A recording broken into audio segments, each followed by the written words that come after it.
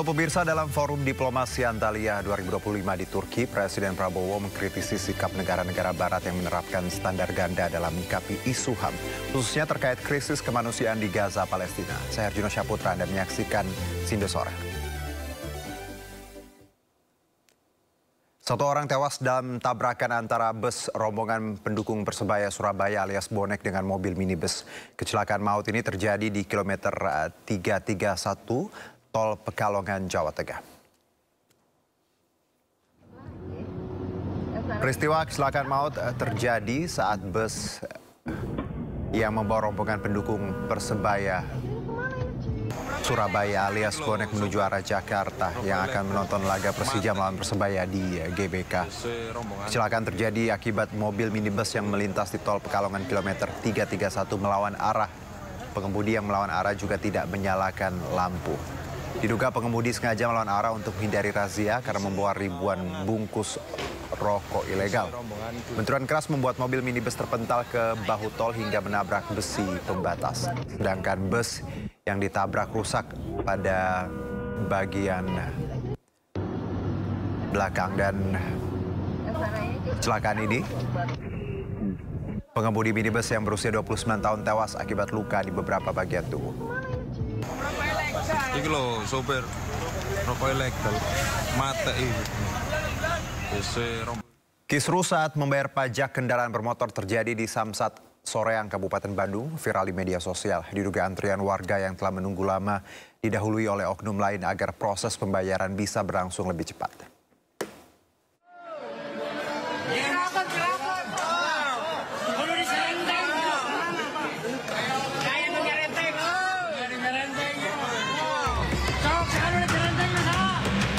Beginilah rekaman video viral yang memperlihatkan kisruh antrian warga di bagian pelayanan yang diberikan di bagian loket Samsat Soreang, Kabupaten Bandung. Dalam video, sejumlah warga yang tengah antri mengamuk di depan salah satu loket pembayaran. Insiden ini terjadi setelah sejumlah warga yang telah lama menunggu tiba-tiba didahului antriannya oleh warga yang diduga yang menggunakan jasa titipan orang dalam untuk didahulukan. Analisis kebijakan P3DW Kabupaten Bandung 2 Soreang membenarkan adanya kesalahpahaman ini, bahwa yang berkas yang didahulukan tersebut bukan titipan, melainkan orang yang hendak membayar pajak 3 tahunan yang hari sebelumnya kurang persyaratan. Kami mengaturkan permohonan maaf atas kejadian yang terjadi kemarin, karena sebagaimana diketahui bahwa antusiasme masyarakat dalam program pemutihan ini sangat besar, sehingga masyarakat yang datang memang sangat membludak ke Samsat Soreang. Oleh karena itu mungkin kemarin juga ada miskomunikasi atau kesalahan persepsi terkait kejadian yang viral kemarin. Dan kami ke depannya akan memperbaiki kinerja dan layanan semaksimal mungkin. Samsat Soreang juga menghimbau masyarakat tetap memanfaatkan layanan melalui aplikasi resmi Samsat agar mengurangi antrian dan mempermudah proses pembayaran pajak bagi wajib pajak. Dari Kabupaten Bandung, Jawa Barat, Yuan Pangestu, iNews melaporkan. Polisi menetapkan dokter dan istrinya di Pulau Gadung, Jakarta Timur sebagai tersangka dugaan penganiayaan berat terhadap asisten rumah tangganya. Sementara modus penganiayaan karena tersangka tak puas dengan kinerja korban.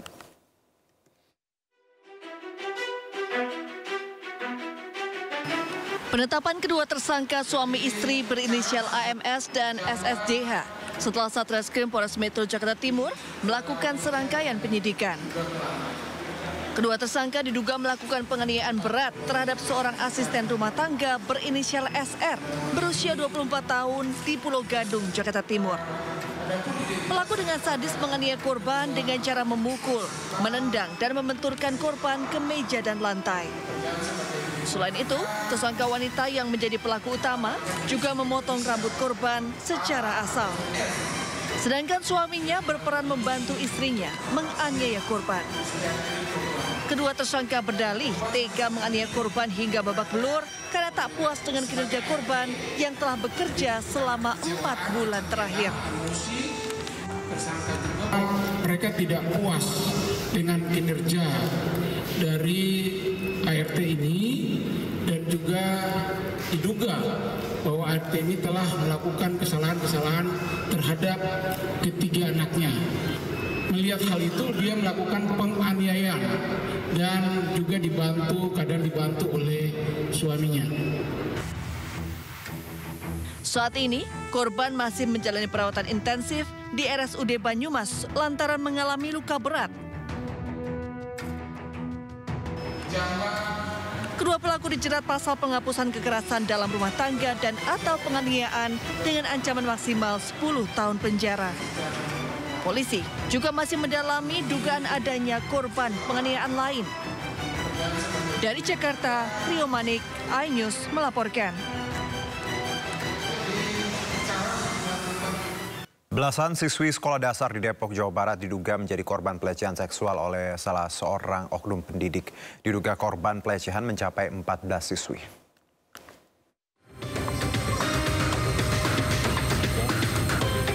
Diduga aksi kekerasan seksual yang dilakukan salah satu oknum guru berinisial S ini terjadi sejak Agustus 2024 silam. Seorang saksi berinisial MWR menyebut jumlah korban mencapai 14 siswi. Dari 14 korban yang merupakan siswi kelas 6 sekolah dasar, baru 11 siswi yang berani mengaku. Terduga pelaku terindikasi melakukan pelecehan fisik terhadap korban. Pasca kejadian, seorang korban melaporkan aksi tidak terpuji oknum guru tersebut kepada orang tuanya. Atas laporan orang tua korban, pihak sekolah berjanji memberikan peringatan hingga sanksi pemecatan kepada terduga pelaku jika mengulangi perbuatannya. Namun pihak sekolah belum juga mengeluarkan surat peringatan hingga akhirnya insiden pelecehan seksual kembali terulang. Nah, pada saat itu diselesaikan, tidak ada SP, hanya disampaikan bahwa akan diberikan SP dan surat pernyataan. Kalau seandainya satu waktu terjadi lagi, si oknum guru akan diberhentikan, gitu.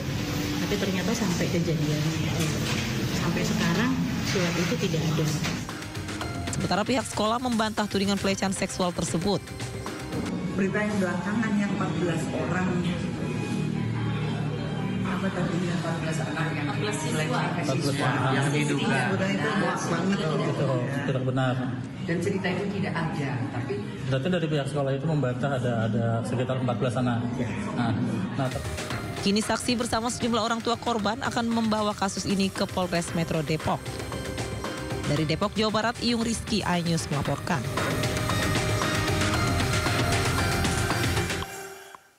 Pusat Laboratorium Forensik Mabes Polri dan Polda Jabar menggelar olah TKP kasus pemerkosaan keluarga pasien oleh dokter residen di RSHS Bandung. Olah TKP digelar guna melengkapi berkas perkara atas kasus yang menjerat pelaku.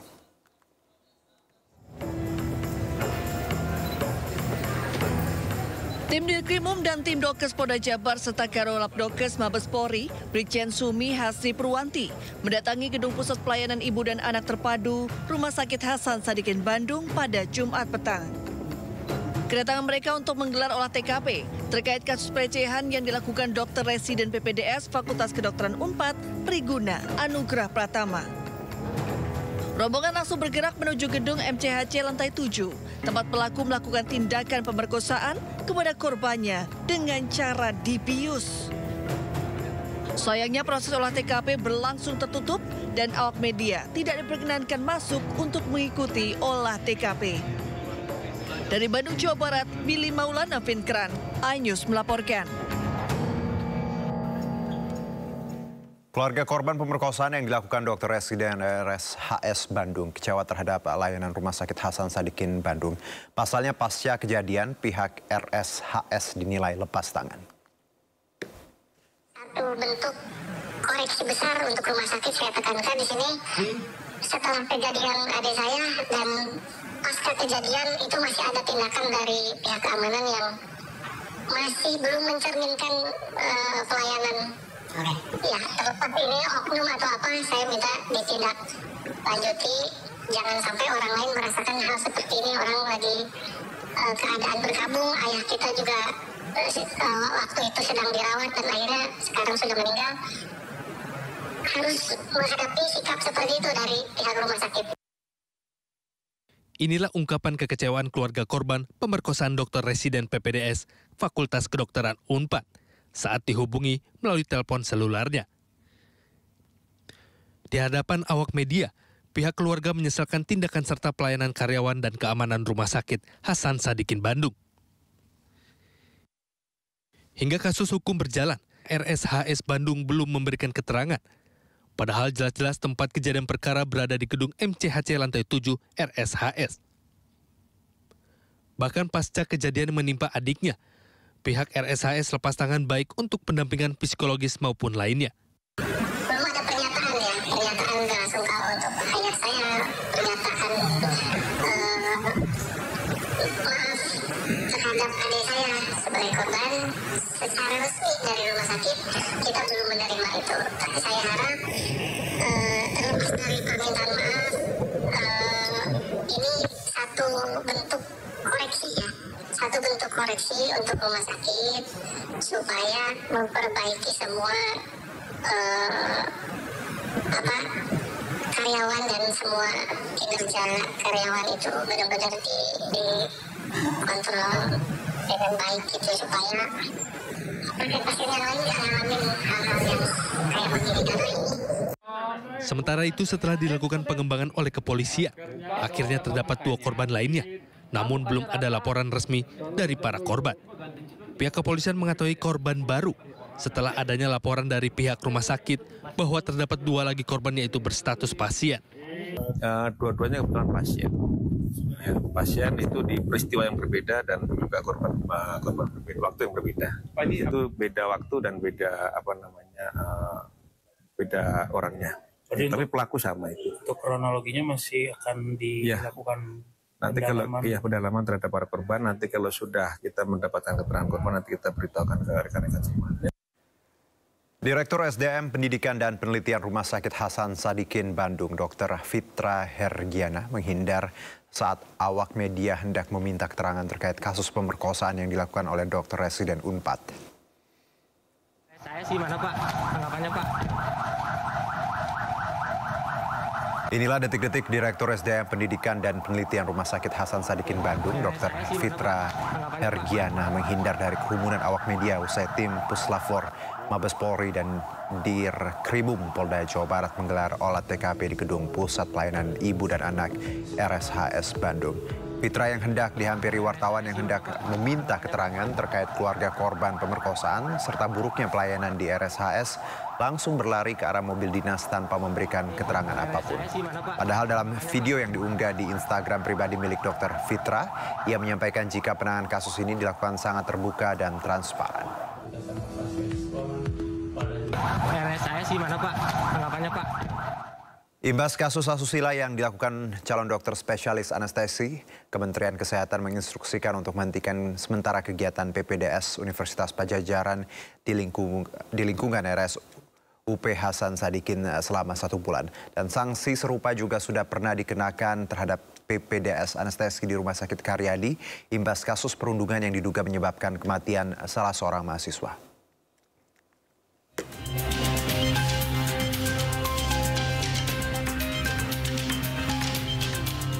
Akhir Desember 2024, dunia pendidikan tinggi kedokteran digemparkan dengan kematian seorang mahasiswi program pendidikan dokter spesialis atau PPDS anestesi Undip yang ditemukan tewas di kamar kosnya. Dr. Aulia Risma Lestari ditemukan meninggal secara tidak wajar di kamar kosnya di Jalan Lempong Sari Raya, Semarang pada 12 Agustus 2024. Hasil visum Polrestabes Semarang menyatakan Dr. Aulia menyuntikkan obat penenang ke dalam tubuhnya. Korban meninggal dunia akibat overdosis obat anestesi yang biasa digunakan saat tindakan operasi. Kuat dugaan, kematian dokter asal Tegal ini bermuara pada perundungan yang diterimanya di kampus dan di rumah sakit. Pasalnya, mahasiswi Fakultas Kedokteran Undip yang tengah mengikuti pendidikan dokter spesialis di RSUP Dr. Karyadi tersebut sempat menulis keluh kesahnya di jurnal harian dan sempat mengirimkan pesan suara kepada ayahnya. Kementerian Kesehatan pun mengungkap dugaan pemerasan oleh senior PPDS Fakultas Kedokteran Universitas Diponegoro terhadap Dr. Aulia Risma Lestari. Permintaan uang berkisar antara 20 hingga 40 juta rupiah per bulan. Hasil investigasi Kemenkes ini telah diterima Polda Jawa Tengah untuk diperiksa lebih lanjut. Sementara itu, Menteri Kesehatan Budi Gunadi Sadikin membeberkan praktik perundungan di lingkungan PPDS sudah terjadi puluhan tahun dan harus segera dihentikan. Selain perundungan, Menkes juga mengungkap adanya dugaan pelecehan seksual. Ini sudah puluhan tahun tidak pernah bisa diselesaikan secara tuntas karena memang kurang komitmen dari para stakeholder. Jadi tidak benar bahwa perundungan itu dipakai sebagai alasan untuk menciptakan tenaga-tenaga yang tangguh. Dan perundungan ini kan sudah keterlaluan. Itu benar-benar dirundung secara fisik dan mental. Kemudian ada sexual harassment juga, diminta uang juga. Ya, menurut saya sudah keterlaluan. Dan puncaknya pada saat kemarin akhirnya ada yang tidak tahan dan akibatnya meninggal. Ayahnya juga meninggal. Menurut saya ini sudah keterlaluan. Imbas dari kasus ini, program pendidikan dokter spesialis anestesi di Rumah Sakit Karyadi dibekukan sementara sejak Agustus 2024. Tak hanya itu, aktivitas uji klinis dokter spesialis onkologi Yan Wisnu Prajoko yang merupakan Dekan Fakultas Kedokteran Undip di RSUP Dr. Karyadi Semarang juga dihentikan untuk sementara. Hal ini tertuang dalam surat tertanggal 28 Agustus 2024. Penghentian uji klinis Dr. Yan Wisnu Prajoko menindaklanjuti surat Ditjen Pelayanan Kesehatan berkaitan dengan kasus perundungan pada mahasiswi PPDS. Penghentian tersebut dilakukan untuk menghindari konflik kepentingan. Sanksi serupa juga diberikan kepada RSUP Hasan Sadikin akibat kasus pemerkosaan yang terjadi belum lama ini. 9 April 2025, Kementerian Kesehatan menginstruksikan RSUP Hasan Sadikin untuk menghentikan sementara kegiatan program pendidikan dokter spesialis atau PPDS, anestesiologi dan terapi insentif Fakultas Kedokteran Universitas Padjadjaran. Langkah ini diambil untuk mengevaluasi dan melakukan perbaikan pengawasan serta tata kelola setelah adanya tindak pidana kekerasan seksual yang diduga dilakukan oleh dokter calon spesialis anestesi Priguna Anugrah. Kita beralih ke informasi lainnya, pemirsa. Model Lisa Mariana yang mengaku mempunyai anak dari mantan Gubernur Jawa Barat Ridwan Kamil muncul ke publik. Lisa mengklaim berpacaran dengan RK dan mengaku sempat diberi sejumlah uang oleh RK untuk menggugurkan kandungannya.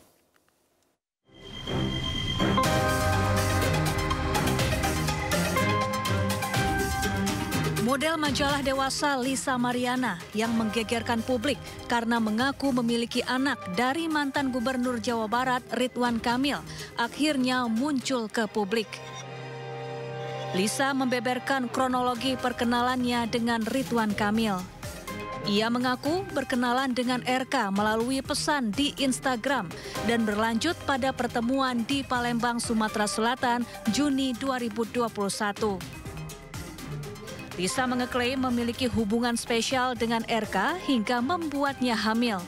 Lisa juga menyebut sempat dikirimi uang oleh RK agar bersedia menggugurkan kandungannya.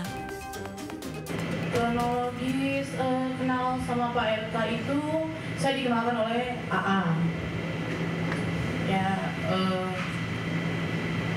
dikenalkan oleh AA, berlanjut ke medsos dan Pak RK sendiri yang men-DM saya di Instagram. Ini tahun berapa? Awal 2021 di bulan Mei. Dari bulan Mei lanjut ke bulan Juni saya ke Palembang diundang sama Pak RK, ya itu hubungannya udah pacaran ya gitu saat itu. Di Windar Palembang tepatnya gitu.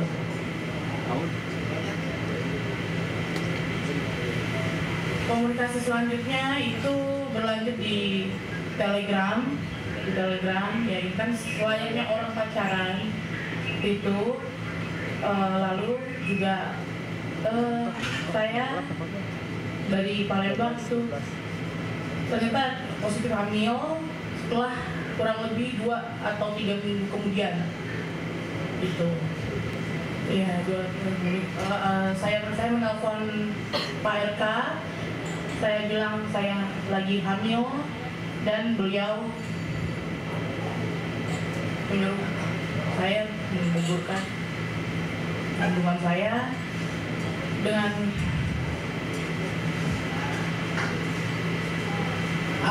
alasan saya harus melanjutkan pendidikan saya. Kalau itu saya masih umur 21 tahun. Sementara itu, usai Lisa Mariana buka-bukaan dengan awak media terkait hubungannya dengan Ridwan Kamil, media sosial Ridwan Kamil diduga dibajak oleh orang yang tidak dikenal. Postingan milik Ridwan Kamil di Instagram ini menghebohkan netizen dengan lebih dari 5.000 komentar. Dalam postingan pertama, Ridwan Kamil tanggung jawab, jangan lari. Dan pada postingan kedua, Ridwan Kamil tertulis, selamat bermimpi buruk, ini hanya permulaan dari kami. Pada postingan RK pada Jumat malam dikonfirmasi oleh asisten pribadinya melalui Instagramnya bahwa akun Ridwan Kamil dibajak oleh orang tidak bertanggung jawab.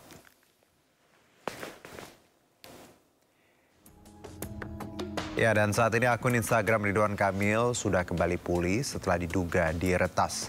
Hal ini disampaikan Ridwan Kamil melalui unggahan di akun Instagramnya siang tadi. RK menyampaikan akun miliknya kembali setelah beberapa kali percobaan. RK juga mengucapkan terima kasih kepada tim yang membantu mengembalikan akun Instagramnya.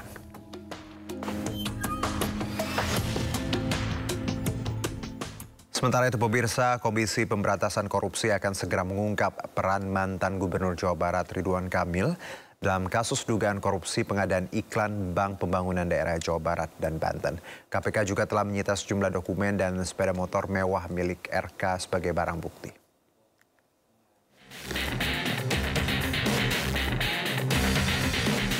Komisi Pemberantasan Korupsi mengungkap akan segera memanggil mantan Gubernur Jawa Barat Ridwan Kamil terkait dugaan korupsi pengadaan iklan Bank Pembangunan Daerah Jawa Barat dan Banten atau BJB. Namun sebelum memeriksa Ridwan Kamil, penyidik KPK akan memeriksa sejumlah saksi terlebih dahulu. KPK juga membeberkan sejumlah bukti yang didapat saat menggeledah rumah RK di Bandung, Jawa Barat Maret lalu. Di antaranya beberapa dokumen dan bukti elektronik serta sepeda motor mewah milik RK. Untuk pemanggilan kita masih ke pemanggilan saksi-saksi lain. Saya kayaknya di awal minggu ini sudah tanda tangan untuk pemanggilannya. Nah, apakah nanti lihat dipanggil, kalau nggak salah dipanggil di sini. Kalau nggak salah ya dipanggil di sini.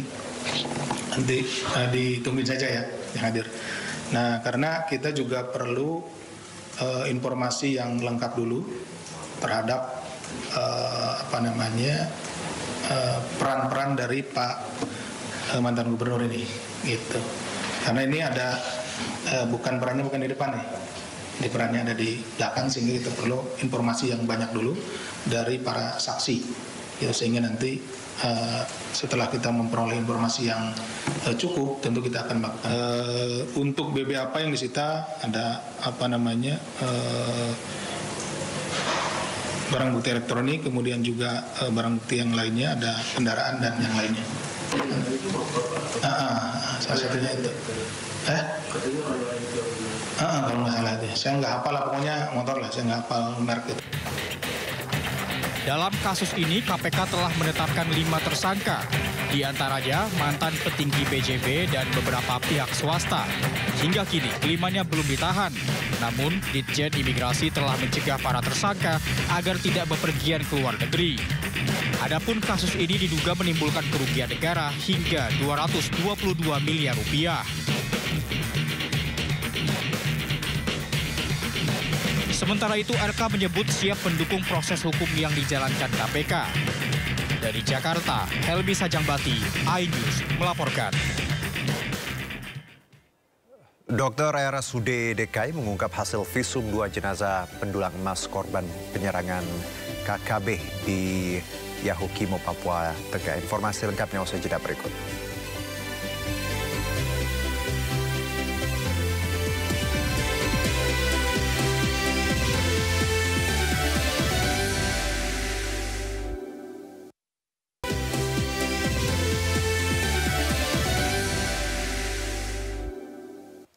Kembali bersama kami, pemirsa. Tim DVI Rumah Sakit Bayangkara Jayapura dan RSUD DKI telah melakukan otopsi terhadap 3 jenazah korban pembunuhan oleh kelompok kriminal bersenjata di wilayah Kabupaten Yahukimo.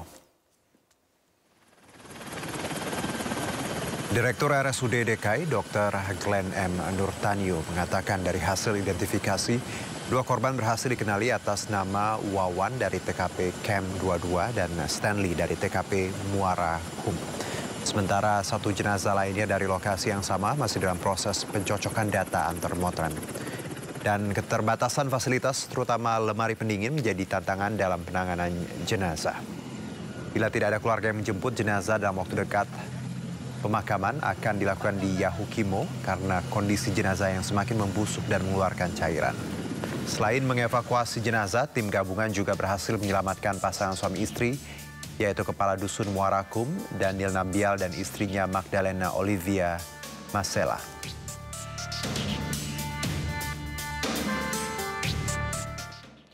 Ya, sebelumnya 11 warga pendulang emas tewas di Yahukimo, Papua Tengah. Korban dibunuh kelompok kriminal bersenjata. Sebanyak 11 warga sipil yang melakukan pendulangan emas di Kabupaten Yahukimo, Papua Pegunungan ditemukan meninggal dunia. Diduga kuat menjadi korban pembunuhan oleh kelompok kriminal bersenjata atau KKB. Dari 11 korban meninggal dunia, 6 diantaranya telah berhasil diidentifikasi, sementara 5 lainnya masih dalam proses identifikasi. Sementara itu, Satgas Ops Damai Kartens berhasil membebaskan 2 warga sipil yang sempat disandra kelompok kriminal bersenjata di Bandara Papua Pegunungan menggunakan helikopter dengan selamat. Kasatgas Humas Ops Damai Kartens 2025 Kombes Pol Yusuf Sutejo mengimbau masyarakat untuk tetap tenang dan tidak menyebarkan informasi yang belum terverifikasi. Dugaan tindak pidana pembunuhan yang dilakukan oleh OTK yang diduga kuat merupakan kelompok kriminal bersenjata yang menamakan dirinya Kodak 16 Yahukimo dan Kodak 3 Dugam. Insiden tersebut terjadi di area pendulangan lokasi 22 dan Muarakum sepanjang aliran Sungai Silet, Kabupaten Yahukimo. Satgas Ops Damai Kartens akan menindaklanjuti kasus ini melalui langkah hukum yang terukur dan profesional. Selain itu, Satgas Ops Damai Kartens juga berkomitmen untuk terus menjaga keamanan masyarakat sipil dari ancaman KKB.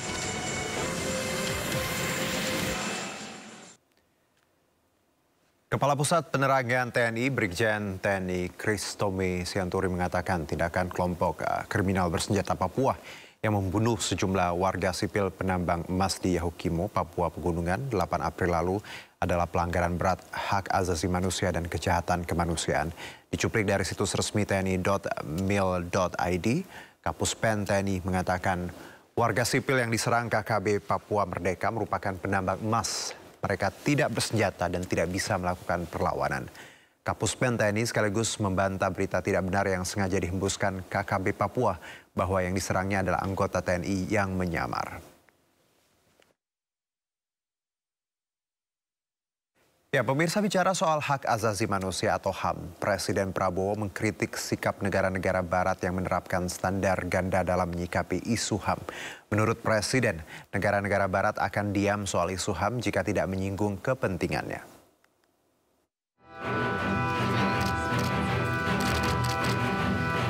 Dalam Forum Diplomasi Antalya 2025 di Turki, Presiden Prabowo Subianto menyampaikan kekecewaan terhadap dinamika diplomasi global saat ini. Prabowo mengaku pesimis setelah melihat kenyataan yang terjadi sekarang ini. Bagaimana realita di lapangan menunjukkan kelompok yang kuat bebas melakukan apapun terhadap kelompok yang lemah. Menurut Prabowo, kondisi saat ini seperti pengulangan yang terjadi di masa lampau dan jauh dari cita-cita sistem yang berdasarkan aturan atau rules-based order sebagaimana yang diciptakan negara-negara barat setelah Perang Dunia Kedua.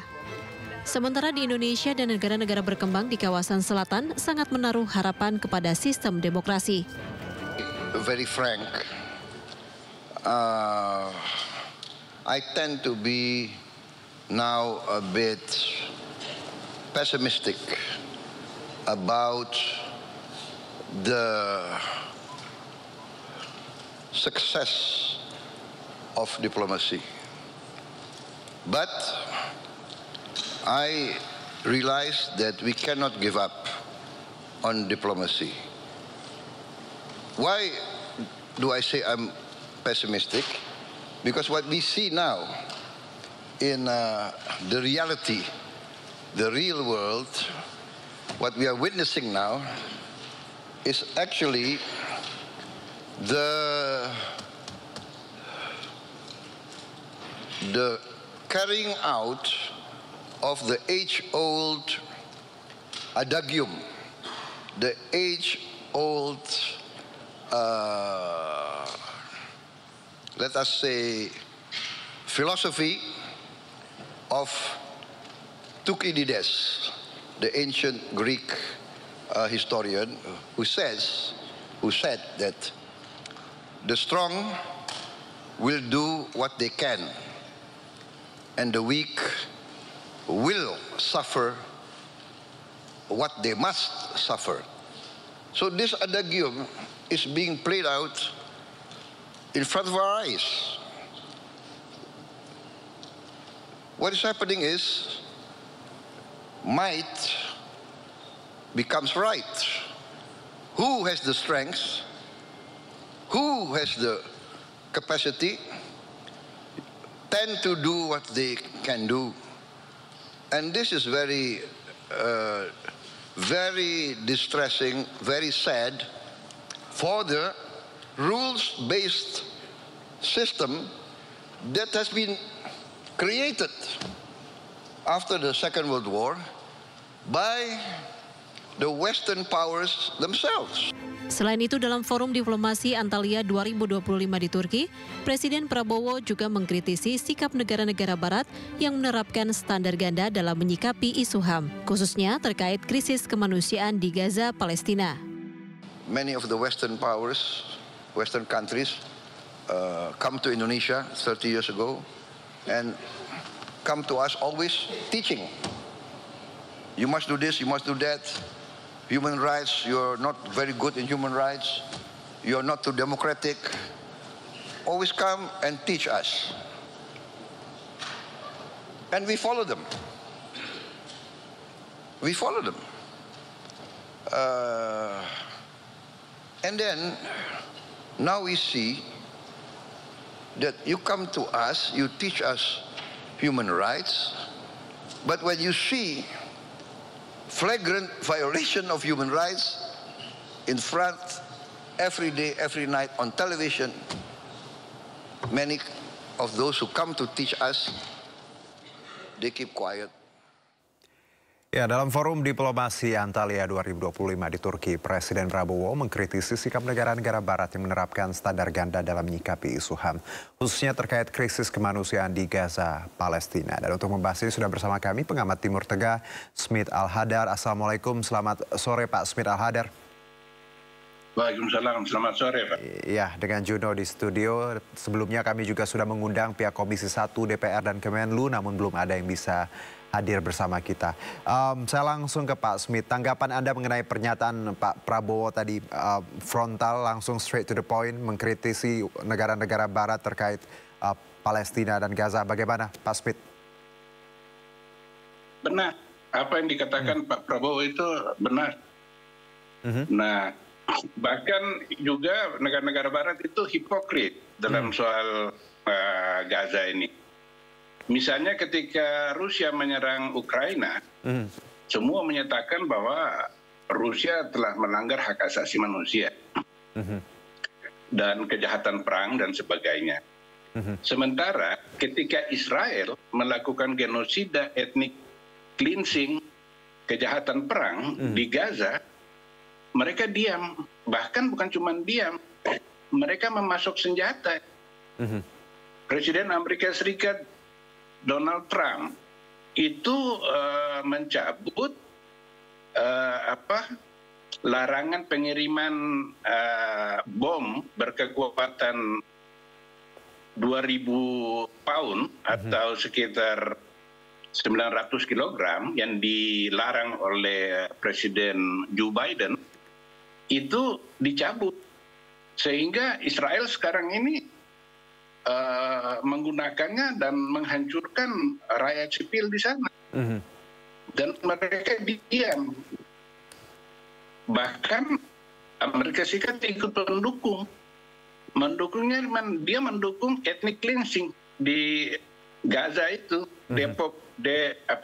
Depopulasi, mengosongkan Gaza. Gitu. Mengosongkan Gaza dari warga Palestina.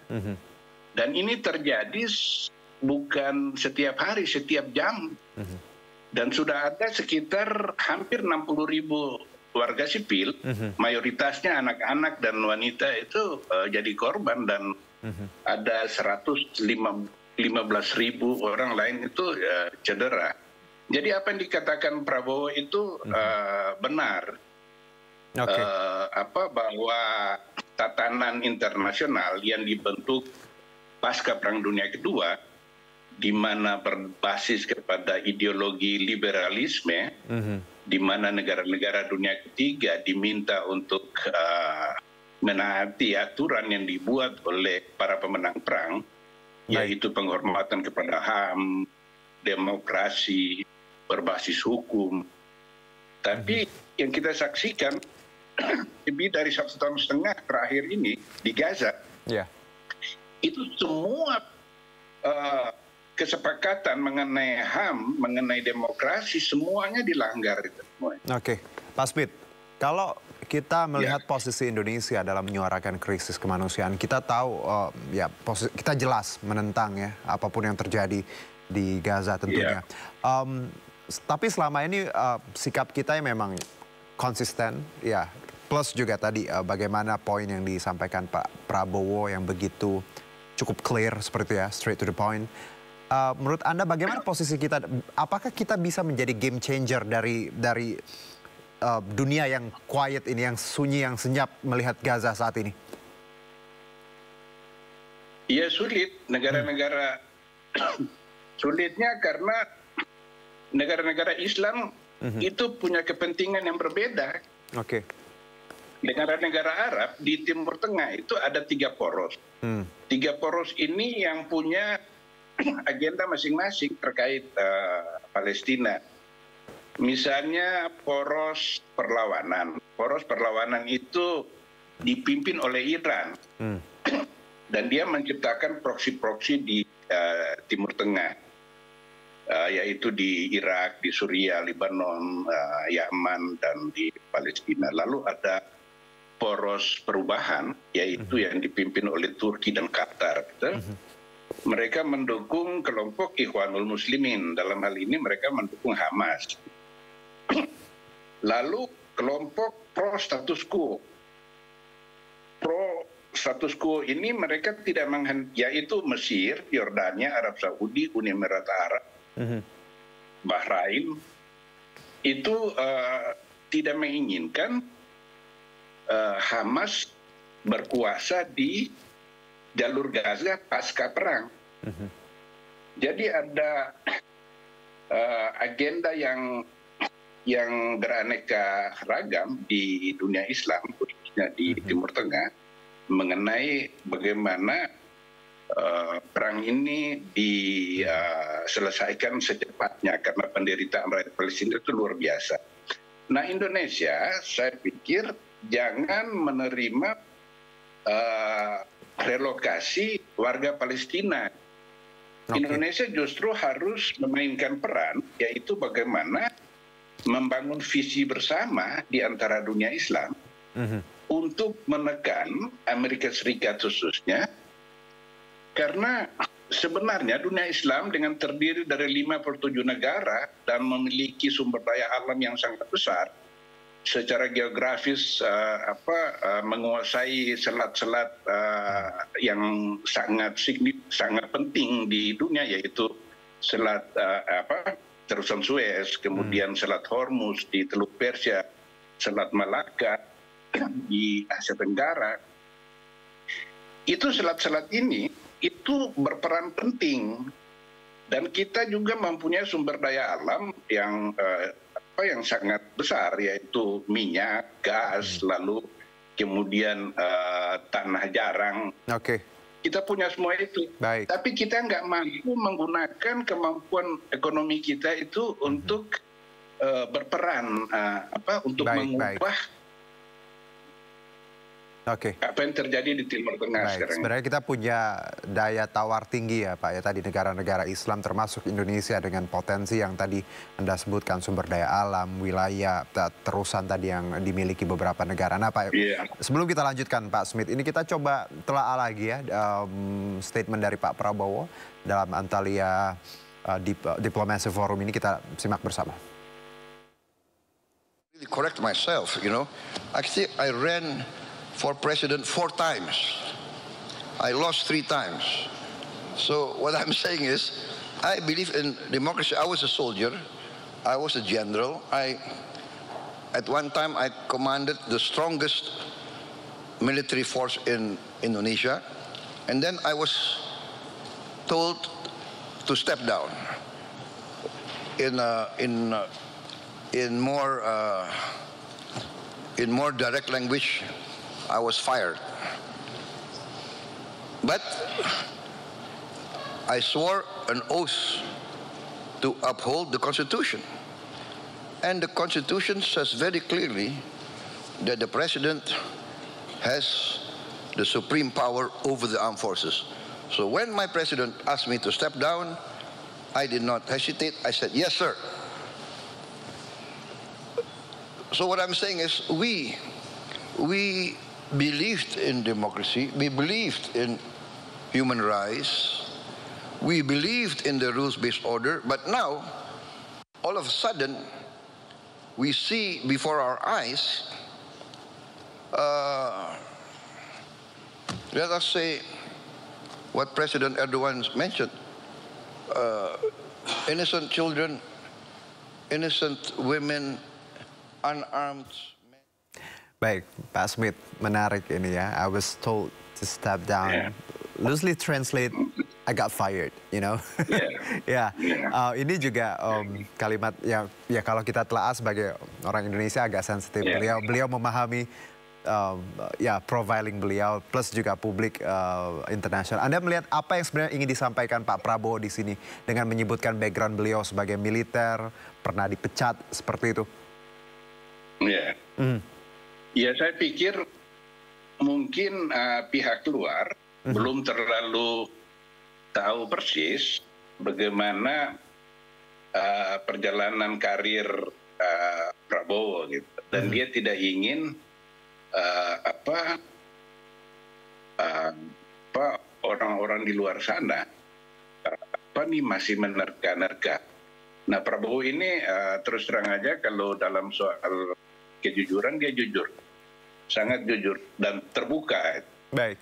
Dia berani mengatakan sesuatu yang barangkali orang lain nggak berani mengatakannya karena mengenai dirinya. Tapi dengan menyatakan seperti ini, justru sportivitas dari seorang presiden Indonesia itu terlihat dalam pernyataan Prabowo itu. Jadi kan kita tahu bahwa di Antalya itu bukan cuma ada Erdogan, tapi di sana berkumpul para pemimpin Muslim di dunia. Gitu. Nah, dengan adanya klarifikasi pengakuan dosa dari Prabowo di masa lalu, itu ya sangat saya ini apresiasi gitu, dia mengakui apa yang dia lakukan cuman saya pengen mau ini terkait dengan pernyataan Prabowo sebelumnya mengenai standar ganda yang digunakan negara-negara Barat atau Palestina. Nah, pernyataan Prabowo itu saya berharap dia konsisten dengan pernyataan itu. Karena ide mendatangkan orang-orang Palestina yang sakit ke Indonesia itu kontradiktif dengan sikap oposisi dia terhadap negara-negara Barat. Karena agenda relokasi orang-orang Palestina keluar dari Gaza itu merupakan ethnic cleansing. Itu dinyatakan oleh Komisi Tinggi PBB bahwa pengusiran orang Gaza dari kampung halaman mereka itu merupakan pembersihan etnis. Sehingga kalau ini dua tokoh besar itu yaitu Presiden Amerika Serikat dan Perdana Menteri Israel Benjamin Netanyahu punya gagasan yang masih mereka pertahankan untuk mengusir orang Gaza dari orang Palestina dari Gaza. Nah, kita jangan terjebak di situ di dalam terjebak di dalam agenda. Jadi Pak Smith, pihak-pihak yang standar ganda ini. Izin bahwa ide evakuasi ini bukan cara membantu yang baik. Ada hal lain yang bisa kita lakukan sebenarnya, bukan? Betul. Oke, baik. Nah, sebelum kita lanjutkan, ini kita coba telah juga, ini kita tahu bahwa pernyataan itu sudah disebutkan beberapa hari yang lalu dan Menlu juga punya komentar soal ini, kita simak bersama Pak Smith.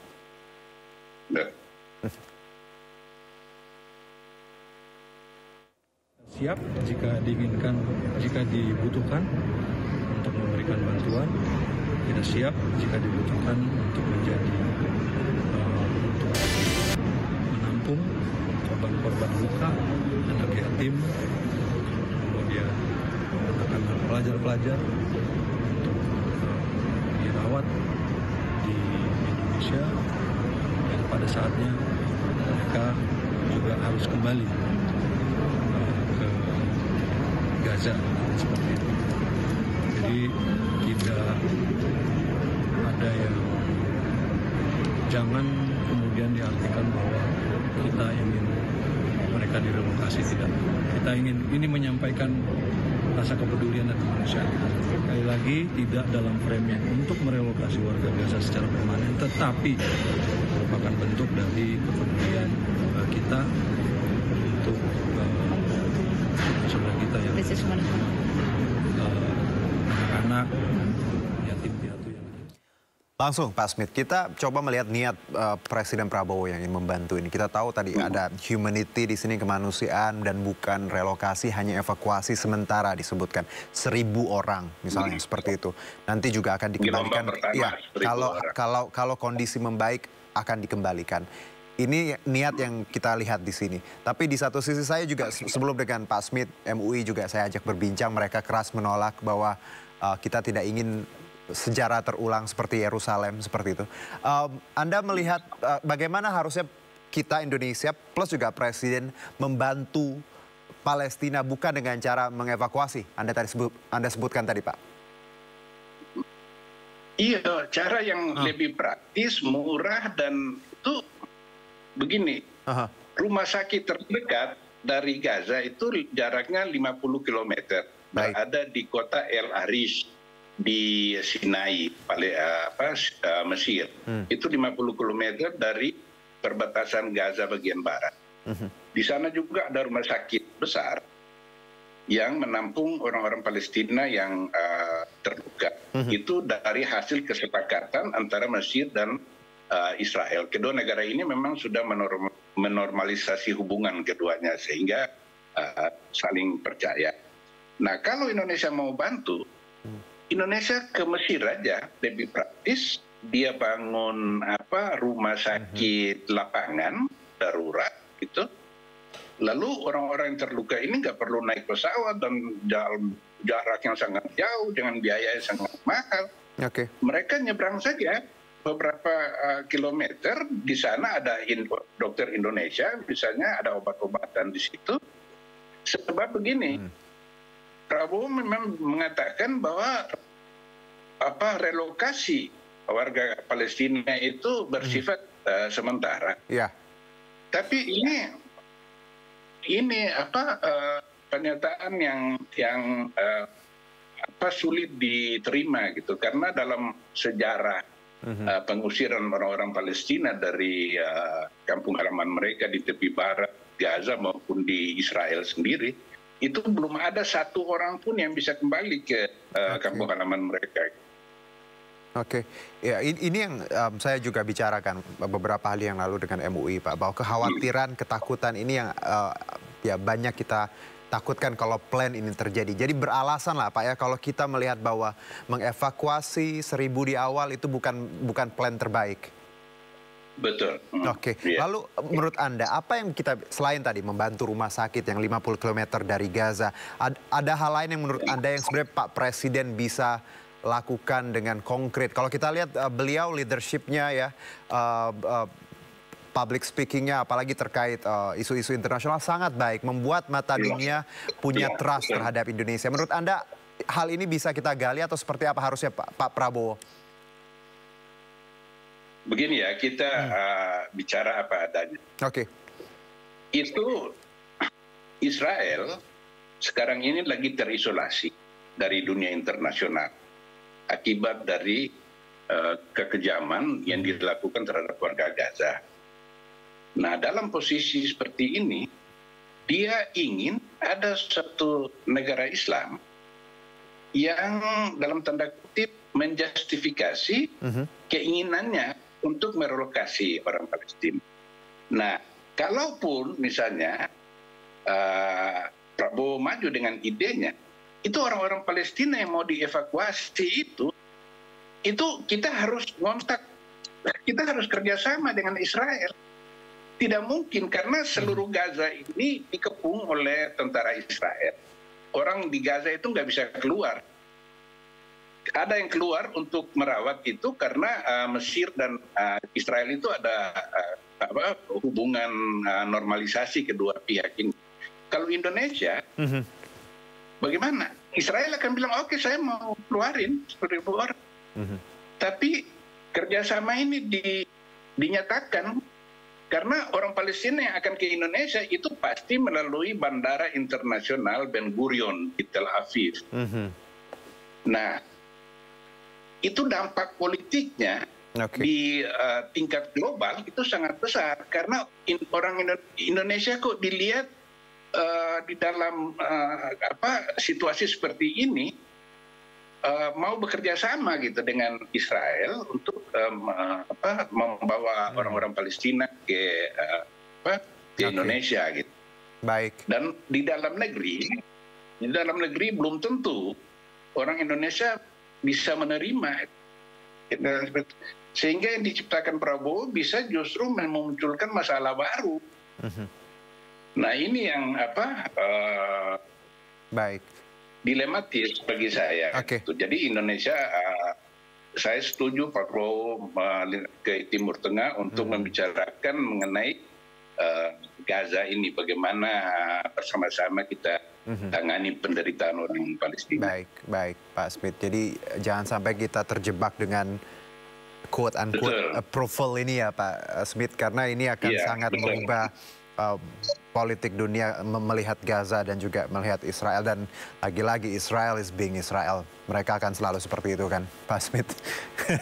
Baik Pak Smith, I don't judge, tapi ya kita bicara sejarah. Baik, terima kasih pengamat Timur Tengah kita Pak Smith Al-Hadar. Sehat-sehat Pak. Wassalamualaikum. Waalaikumsalam.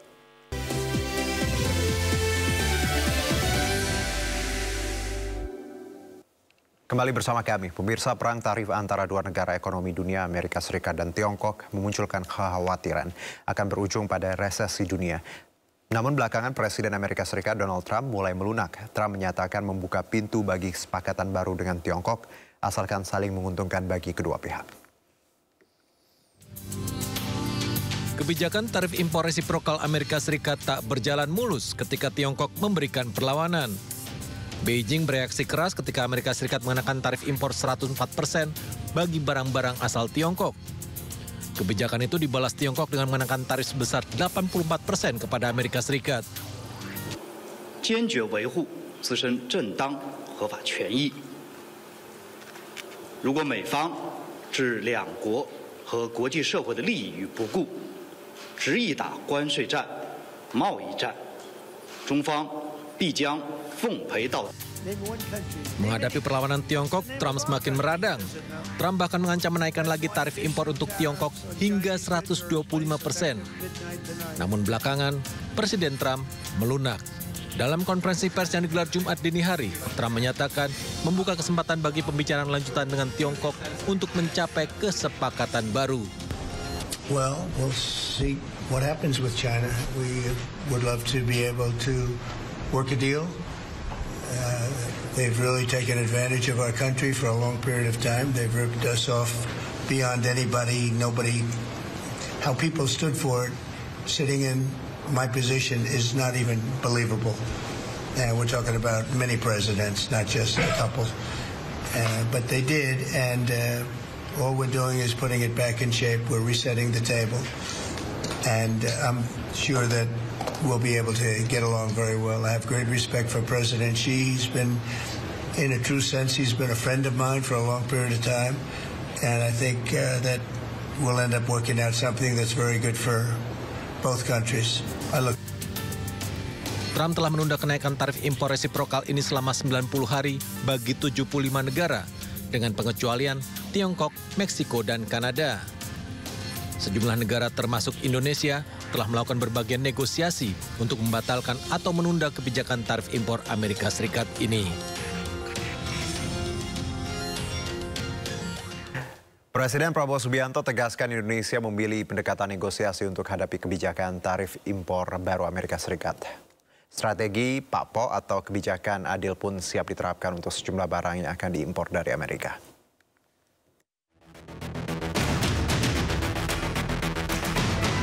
Sejumlah kebijakan telah dipersiapkan pemerintah Indonesia untuk menghadapi tarif impor baru Amerika Serikat. Kebijakan ini disampaikan oleh Presiden Prabowo dalam acara sarasehan dengan pelaku ekonomi. Presiden pun mengingatkan kepada para menteri dan pengusaha agar tidak perlu khawatir dengan kebijakan tarif impor yang dikeluarkan Presiden Amerika Serikat. Pendekatan negosiasi dengan strategi PAPO pun telah disiapkan pemerintahan Presiden Prabowo. Saya tawarin mereka, Pak Po, saya bisa 17 miliar, 10 juta, 17 miliar kita akan beli dari Amerika. Kita bukan negara miskin, kita bisa beli 17 miliar dari Amerika. Ya. Apa yang kita butuh dari Amerika? Kita butuh LPG. LPG 8 miliar dolar kita butuh, 9 miliar. Ya. Kita butuh minyak, BBM, kita bisa impor lagi. 9 miliar lagi. Ya, kita butuh alat-alat teknologi, rig drilling dari mereka. Kita akan membuka 10.000 sumur lama dengan teknologi baru. Jadi mungkin 3-4 item, Pak Po. Kebijakan tarif impor baru Trump sempat mendapat penolakan dari warga negara Amerika Serikat. Aksi demonstrasi besar-besaran sempat terjadi di Boston. Menurut massa, kebijakan Trump menaikkan tarif perdagangan sejumlah negara berdampak pada naiknya harga-harga barang impor di Amerika Serikat.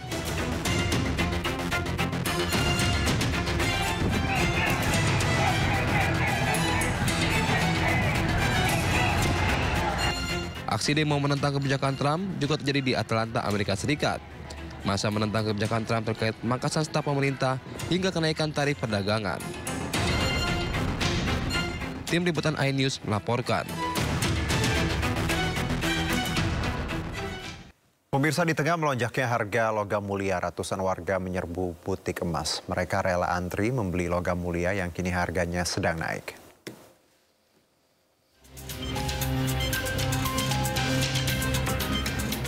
Butik emas yang berlokasi di Gedung Aneka Tambang Antam ramai diserbu pelanggan di tengah harga logam mulia yang naik signifikan.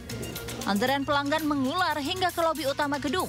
Padahal di hari-hari sebelumnya, antrean hanya terjadi di ruangan butik. Fenomena ini berlangsung sejak berakhirnya cuti bersama Lebaran. Ya udah biasa nyicil dikit-dikit aja sih, Mas. Oh, berarti emang udah biasa investasi emas ya, Mbak? Tadi antri berapa lama, Mbak? Saya cuma pengambilan, ya udah pembeliannya kan online, jadi cuma nggak sampai sejam sih. Nggak sampai sejam. Nah, suku bunga atau inflasi. Alhamdulillah sejauh ini Diketahui harga emas Antam (ANTM) naik drastis pada perdagangan hari Kamis. Harga emas meroket Rp43.000 menjadi Rp1.829.000 per gram. Setelah sebelumnya juga sempat naik tajam. Kenaikan ini menjadikannya level tertinggi sepanjang bulan April. Dari Jakarta, Tim Liputan Ayus melaporkan. Kita ke informasi lainnya pemirsa, Menko Bidang Infrastruktur dan Pembangunan Kewilayahan Agus Harimurti Yudhoyono dan Menteri Perhubungan Budi Purwagandi menutup posko angkutan lebaran terpadu. Mewakili pemerintah, keduanya mengungkapkan jika pelaksanaan mudik lebaran 2025 berlangsung aman, lancar, dan tertib. Terjadi peningkatan 8,5% pengguna angkutan umum pada mudik lebaran tahun ini. Secara umum, kami telah melakukan evaluasi terhadap penyelenggaraan arus mudik dan arus balik.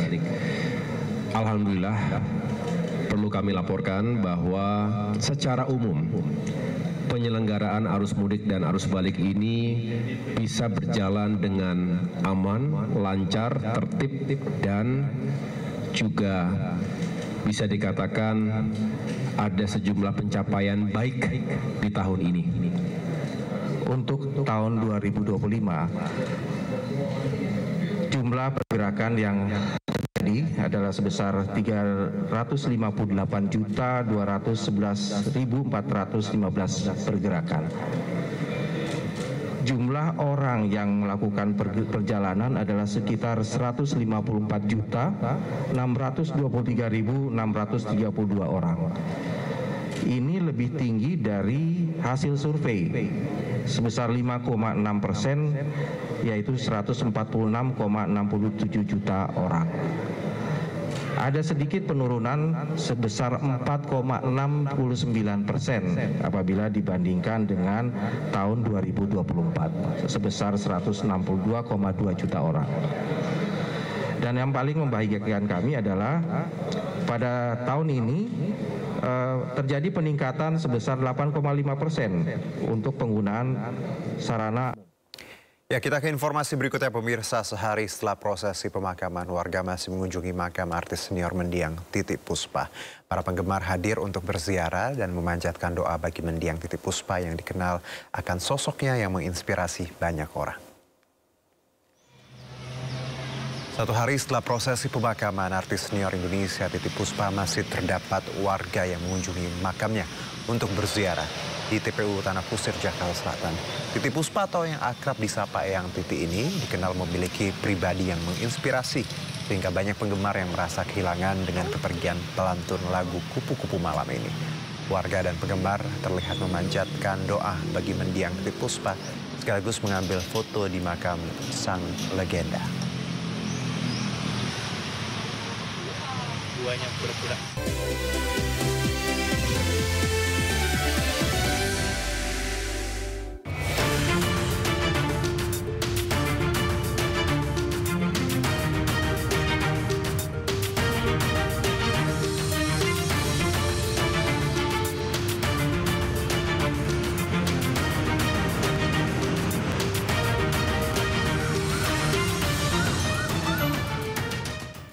Ya, saatnya kita simak pantauan arus lalu lintas sore ini. Kami terhubung dengan Brigadir Treslinda dari Anti-AMSI Polri yang kini berada di kawasan Senayan, Jakarta. Selamat sore Brigadir Treslinda, silakan dengan pantauan Anda.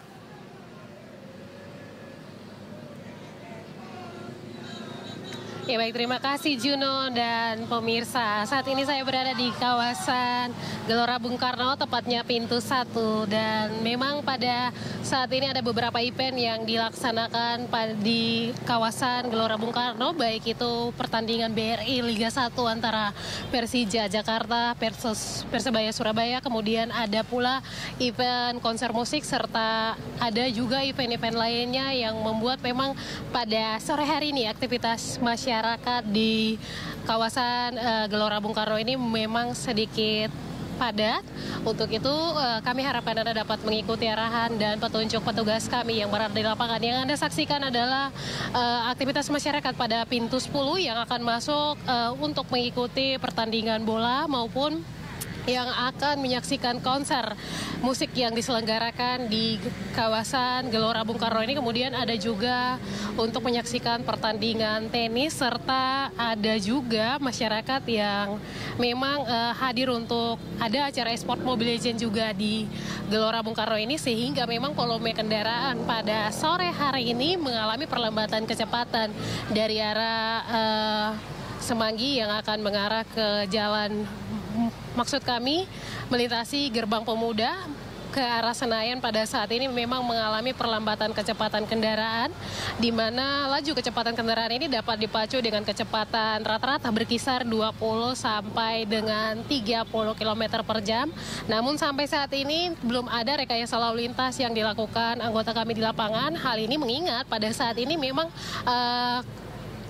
dampak dari kegiatan tersebut belum mewajibkan untuk anggota kami di lapangan untuk melakukan rekayasa lalu lintas. Hal ini bisa kita lihat pada pintu 1 ini, arus kendaraan yang akan mengarah ke arah Senayan dalam keadaan ramai lancar menggunakan di tapal kuda ini, arus lalu lintasnya masih dalam keadaan ramai lancar, di mana kecepatan kendaraan masih melaju dengan kecepatan normal, begitupun di arah sebaliknya. Kemudian kami juga menghimbau bagi supporter bola tentunya Jackmania untuk Anda tertib saat mengikuti iring-iringan di jalan raya, pastinya menjaga batas kecepatan kendaraan Anda, dan kami harapkan tidak terjadi kecelakaan lalu lintas dengan berhati-hati serta dalam iring-iringan supporter di jalan raya tentunya. Kemudian untuk aktivitas lainnya kami harapkan Anda dapat mengikuti arahan serta petunjuk petugas kami yang berada di lapangan. Kemudian bagi penonton yang akan menyaksikan pertandingan bola maupun rangkaian kegiatan yang dilaksanakan di Gelora Bung Karno, tentunya Anda dapat menggunakan transportasi umum. Hal ini untuk menghindari kurangnya kantong-kantong parkir yang tersedia pada Gelora Bung Karno, sehingga hal ini juga membantu tidak terjadi kepadatan kendaraan di Gelora Bung Karno, sehingga membantu juga arus lalu lintas di kawasan ini berjalan lancar bagi masyarakat yang memang tidak berkepentingan di kawasan Gelora Bung Karno ini juga tidak terganggu. Untuk itu kami harapkan Anda dapat menggunakan transportasi umum tentunya. Dan bagi Anda yang akan beraktivitas, tentunya periksa kembali kelayakan kendaraan Anda dalam keadaan layak jalan, Anda sendiri dalam keadaan sehat. Dan untuk mengupdate informasi seputar arus lalu lintas terkini, kami siap melayani Anda di 1506669 ataupun melalui SMS center kami di 9119. Kembali ke rekan saya, Juno, silakan. Baik, terima kasih Brigadir Treslinda atas laporannya langsung dari Senayan, Jakarta. Selamat bertugas kembali, salam presisi.